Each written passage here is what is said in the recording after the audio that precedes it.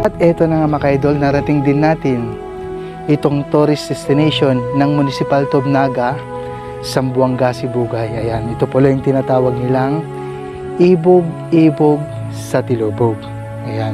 So, bali ang entrance fee pala dito mga ka-idol is 30 pesos po pala sa mga adult at saka 15 pesos naman po sa children.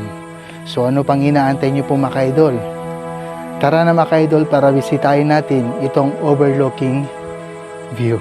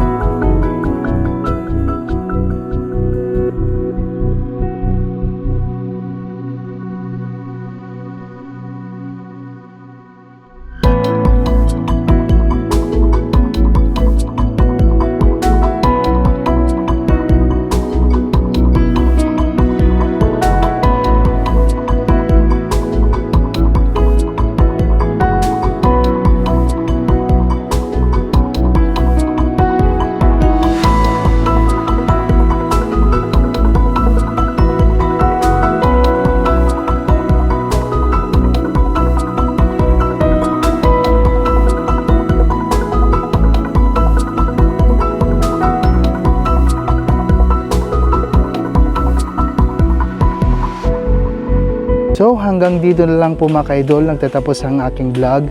So maraming salamat po sa inyong panonood. Hanggang sa muli po. God bless.